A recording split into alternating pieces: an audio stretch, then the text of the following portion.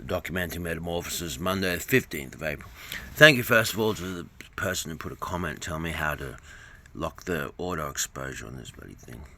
I couldn't work that out. I think my fingers are just too calloused or something. Yeah, so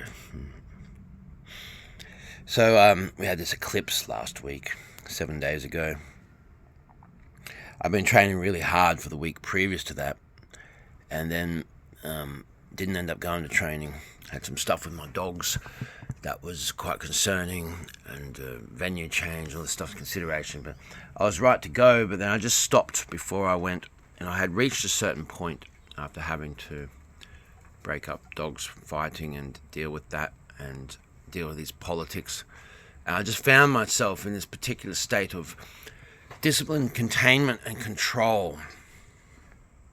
So I chose not to go and to sit with that and to focus and control myself and have this direction. And there was not really much conscious cognition about that. It was just like, no, this is what you got to do. So that's what I did. And then I carried through an energy, because I trained, I just didn't leave where I was, and I stayed there present with my dogs, very focused and making sure that there was not going to be any issues with the boys, and had quite a profound meditative experience. Next day, then there was this eclipse, pretty full-on day. Most people had this really kind of day, and then so that was a day I really got sane, and I really didn't go out and interact with the world very much for the next few days, and that was a very wise thing to do. But I've been training a lot, really training a lot. All the discipline stuff about center and core and control of the legs and lower back. You know, my body's in a lot of pain, so there was a lot of practice pushing the body to the point of a certain degree of pain and then stopping and allowing the release to occur, and then coming back and then able to push just slightly more through pain.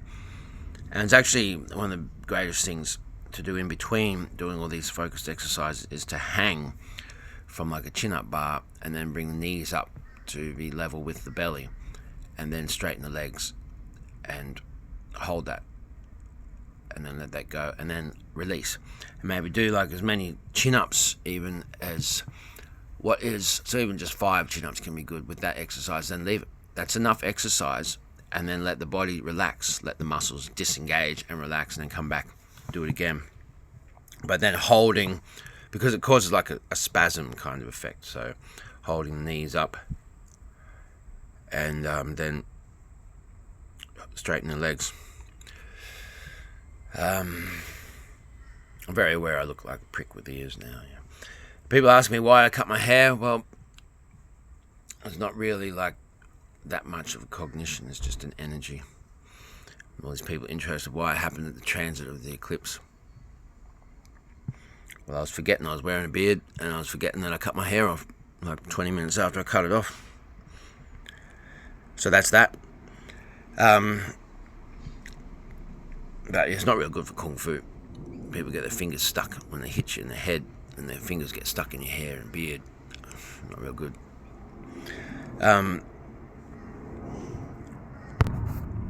Big point with this is eclipses happen quite frequently. There have been a number of them while the world has gone into its kind of crazy state, or even more crazy state.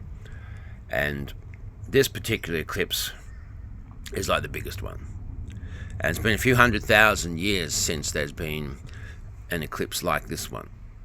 I was asking a question, thinking maybe it's been like 6,000 years, but it turns out it's been a few 100,000 years since there's been an eclipse like this one. So it's a pretty big deal. And it's like the tide changing, and it kind of speeds up just before it changes. And there's this ever-changingness that is also subtle, and then just before it comes to that point of changing, then it speeds up. And so we get this kind of effect with the eclipse and with everything else that is out there in the world. And if you want to look at the effect of it, you've got to look at the whole solar field, the whole heliosphere. And then you get a size of scale, and you get this degree of subtlety. As something comes in, and so it speeds up again, more intense, and it speeds up, and then it comes out, and then so it's just so subtle, and it's forgotten about, see, but it's still going.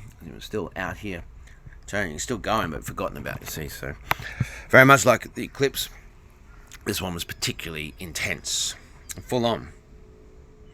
What it comes down to is, where's your mind focused at? What are you focused on?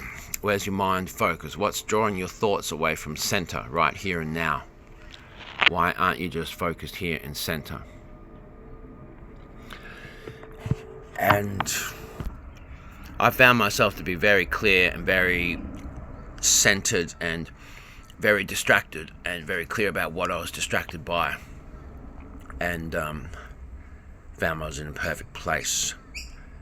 America Dan did a live at the time, and so I found myself in the right position, the right time, and having peace with my disaster of a life, because I know what matters and what's important and what my focus is through all of this. And I'm living this disaster of a life because of decisions that I made of what I will not become, who I will not be. In these times of urgency and desperate times call for desperate measures, will know I will not become that kind of person. So that was very powerful to know, like, I'm happy with myself. You could see, like, everything is just so perfectly placed and intrinsically connected to everything else, and understanding. It's about a choice, you know. If you're going to die, then let's say you're going to die in an hour, then what emotions are you going to let go of? What emotions are you going to hang on to? What are you going to look back onto and fixate on? You know, where's your mind and your heart going to be? So that was a really big thing for me. And then in the here and now, then training, making my core stronger, making my body more supple and flexible, and all this training that I've done has been on the inside of the body. So I've got to do it myself, and really feel like I've been carried by the divine for such a long time, that I'm literally being like carried by the divine. I need to now strengthen my core and get myself back on the ground. And now it's building up that core internally that I lost the strength in. You know, when you're operating machinery and stuff like that for money for, 14 and a half hours at a time, it messes your core up, it messes your body up. And then you've got to go back and do it again the next day. And like when you're doing that, it's like we work so hard and we push so hard. It's almost like you see people who sell drugs and they never have any money. It's the same kind of thing, that's how capitalism is. Yeah, so all of that in perspective. Still have responsibilities and burdens and things like that, but we find our place as a human being. What do we incarnate as a human being for? And so I've been very disciplined and starting to see myself as an artist. And then I've been practicing with music, very disciplined, and very disciplined with the physical training. And then the training day, then I got changed to Friday, but I had plans to, I had a ticket bought for me by a dear old friend that we kind of had some falling outs over communication that did not occur. And that's kind of why we just fell apart. And because I'm so big on communication, because that communication did not occur, then that's what really affected me. And I suppose pulled away in my own way. That would have been quite hard for anyone to reach, because once I become jaded by the lack of communication, then sort of have given up a lot of hope, really, in that person and in that interaction. That's by default.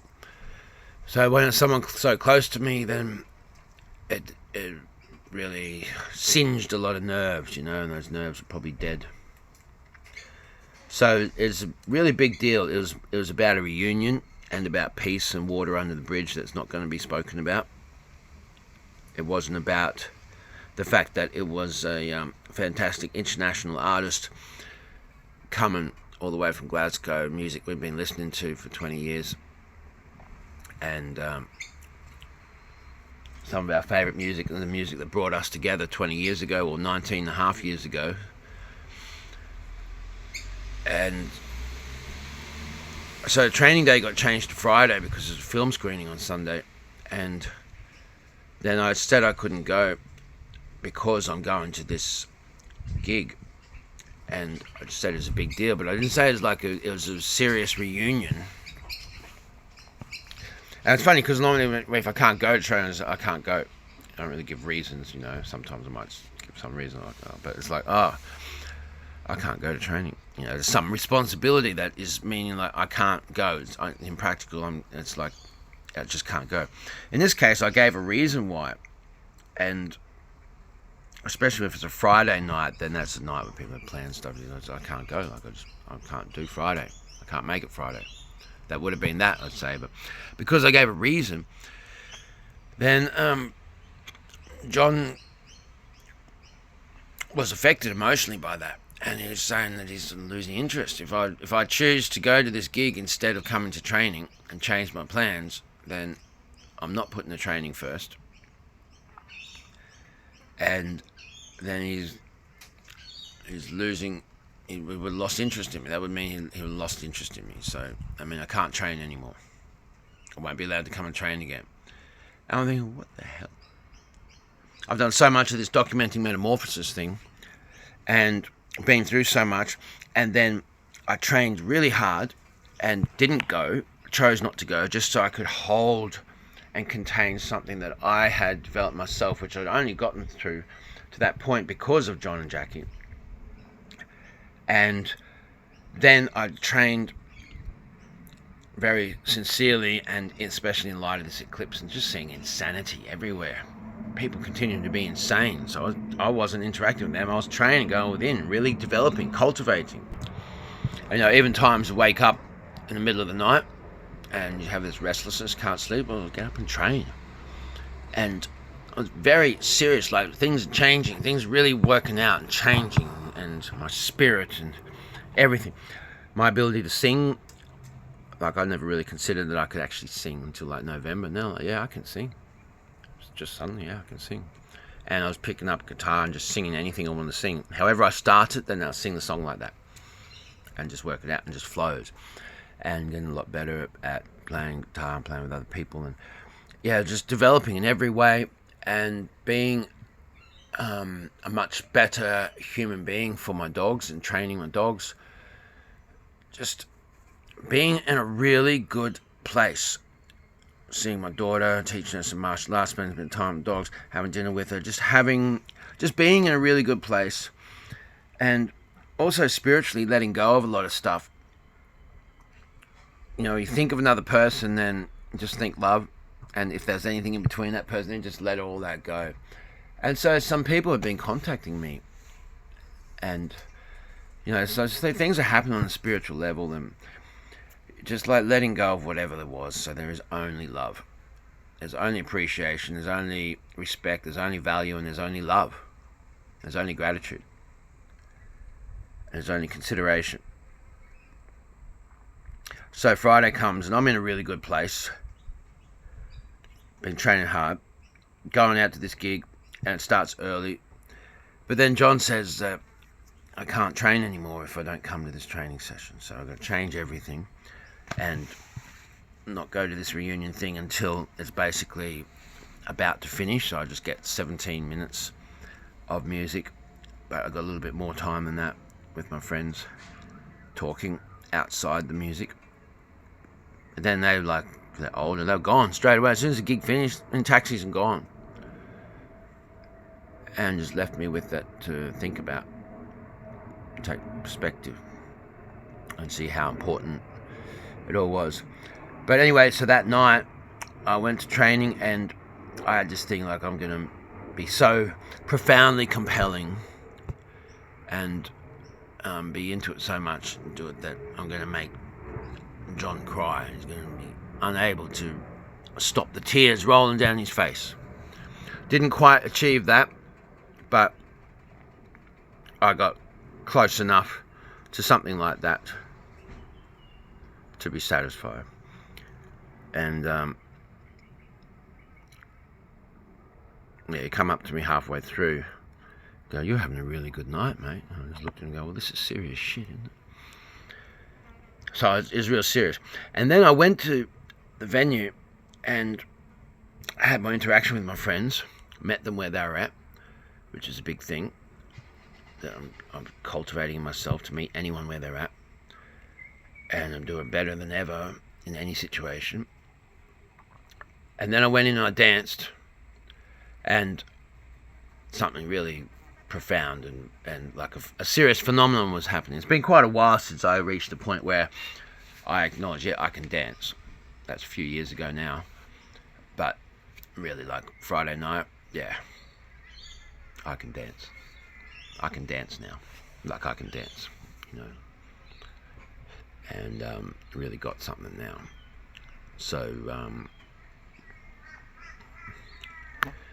if he wanted to put the training on Friday night every week, then I'd go out and dance after that. Then I'd make money from dancing. Like I could be paid serious, proper, good money to dance. Carry that energy that was there. Ooh, like serious, very serious. Really got to get my cardiovascular fitness back up though, because I was pretty puffed. Took a bit to catch the breath. But no worries to continue dancing whilst catching the breath, you know, it's a big thing.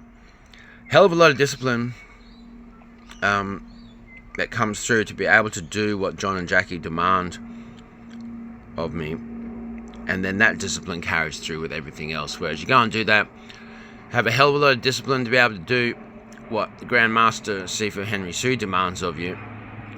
But that doesn't necessarily give you everything. Sorry, I missed the pause on this one.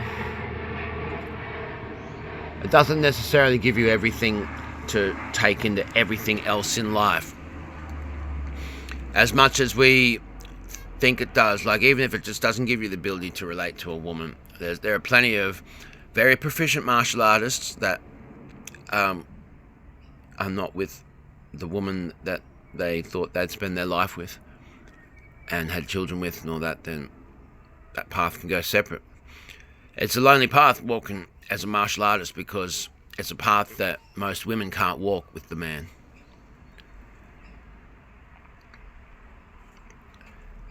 So that in itself is one thing, you know, like it's not giving it. Whereas the Nobbs Suzuki Praxis does give that.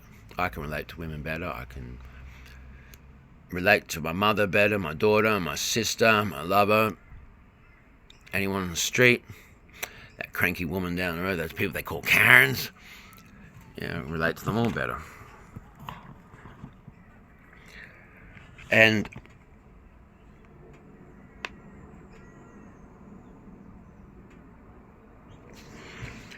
yeah, something really profound happened.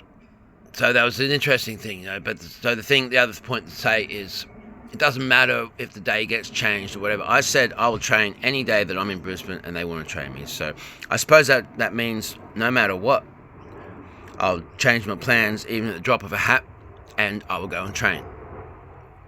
In this particular case, it was so important as this reunion. So that's like on the level of a wedding. So if I was going to my own wedding and John and Jackie changed the day, then I would have to go and do the training first and then go to my own wedding. That being said, I suppose they would probably be at the wedding, you know, so maybe we incorporate training. But the point is, you know, like that's the level, that's the importance of it, right? That's the importance of it.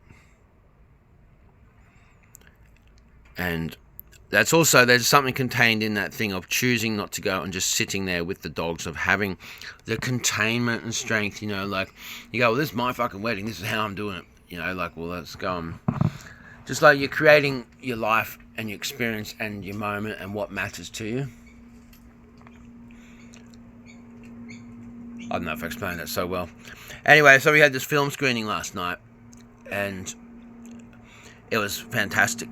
You really see the choreography that Jackie does is absolutely amazing. To make it into the modern world as well, and to be able to shot by camera, fantastic. And it's a ballet that, I can't remember the name of this ballet. It's a ballet no one really does because you need a massive orchestra to do it. And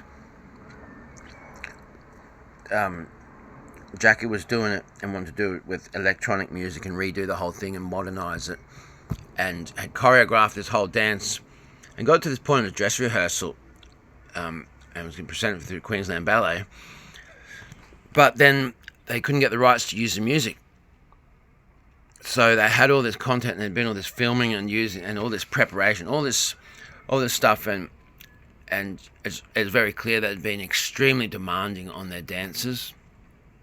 And so the work that had been done and had been filmed was very high quality dance and choreography. And then it had to be turned into something else. So it was like this mix match kind of, had to work something else to do it and put together this fantastic idea and fantastic story, which was very much a part of what this whole thing is for me, because the first time I went to view the Nobbs Suzuki Praxis, I saw the training and then saw the first 60 minutes of this film that had been edited. So that was the first night that I saw it. So by default, it is very much a part of whatever my experience is of the Nobbs Suzuki Praxis so far. And I really understood it so much more. And it was riveting and enthralling. Like, there's so much information coming through with every flash that comes on the screen and every movement, and then the commentary, and it was really enthralling. I'm sitting right up the very front, watching it, like, absolutely onto it. Like, bang, bang, every piece of information coming through, seeing it, and seeing all the art and choreography, all this stuff.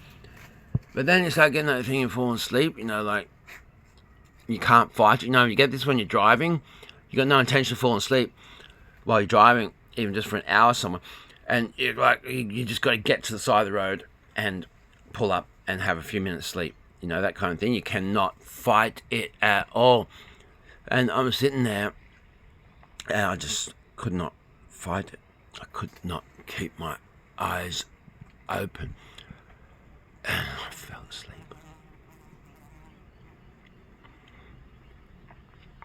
And woke up like a few seconds before it come up the end. So I don't know how it finished. I don't know what happened. It lost sense, and yeah, nothing I could do about it. Couldn't get up and go for a walk and throw water on my face or anything. Just had to sit there and just could not fight it. And it's just, there was no air moving in the room, and there was like, it was real stuffy, and it was hot, and just that particularly comfortable, and the particular volume of the noise of the like, there's a lot of noise, not music, not noise, and it creates this contrast, and the flash of light, and just everything. I just couldn't fight it. And so there's a point about honesty, like saying, having this honesty, meaning that I almost got expelled from the training. Then it's like, there's this honesty. I'm not going to go and volunteer that information, particularly in that circumstance right there. But if I was to be asked about a particular scene or what I thought of something, then I'll just have to say honestly, look, I fell asleep.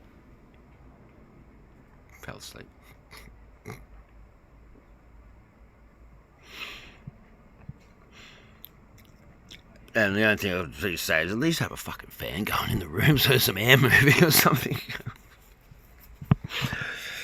Yeah, so anyway, I really got to see John and Jackie's art and the performance stuff from John Jackie wasn't in it, but Jackie choreographed it all. And really seeing Jackie and John being quite humble as well, particularly Jackie, because she's so full on. Like, she's so strict, so intense, so uncompromising, so unforgiving. And like, John will give you a compliment, Jackie will take it away. And seeing her being so humble in front of these other people who are obviously very well accomplished when it comes to their art and what they do, and they're all older, so they've been doing it a long time, then and they all got incredible respect for Jackie. There's absolutely no doubt about that. Like, they all have incredible respect for both John and Jackie. And to see Jackie stand up there being so humble, that's really beautiful. And John as well. But yeah, John really knows how to move, and he really knows how to act. So as an old dude, he really has some ability to hold presence and basically mix it with like 20-year-old ballet dancers that are doing all this crazy stuff. And it's like, he might as well be doing all that crazy stuff as though he's 20 years old, because he's got that presence and skill, and he's the one holding them together. It's a real phenomenon to see. I don't really get into ballet very much, and it's probably, last night seeing that was probably the first time that most of this ballet stuff didn't really just look the same to me.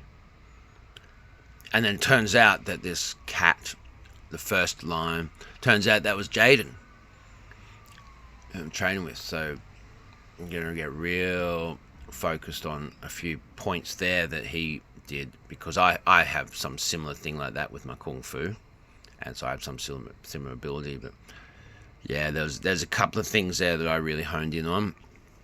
So I'm going to get real serious about a couple of those little movement techniques, and I'm going to get them out of Jaden and learn them via osmosis and just take them from him.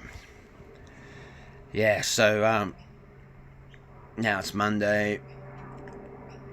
I'm about to get up and do some movement training now, and I just wanted to get this down so it's loaded into consciousness, because things change and evolve and they transform. So then you kind of look back and you kind of, oh yeah, I forgot about that really monumental thing that happened, and I didn't document it then.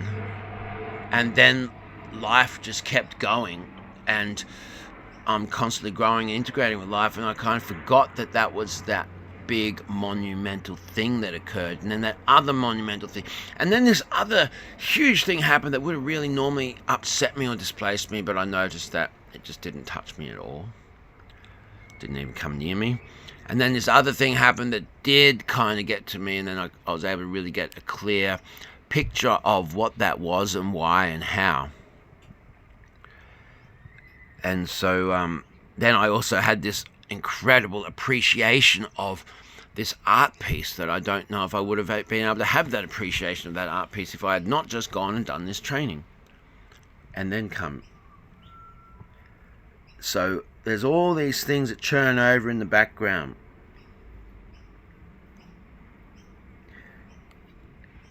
And then I went to this venue, and I'm like changing 20-litre water jugs and making sure everyone's got water, because a lot of people are dehydrated, and sort all that out. And then I was able to go in and really appreciate the venue, appreciate the stage, appreciate this, appreciate that, appreciate. Just taking in everything on a much deeper level. All these things I already knew and appreciated, and just looking at it on an even deeper level, really appreciating the effort that's gone in to create this stuff. And really appreciating art. And I consider myself to be an artist now, as in the last couple of weeks. I've got some music and my own stuff that I've got to a point where I'm happy with that.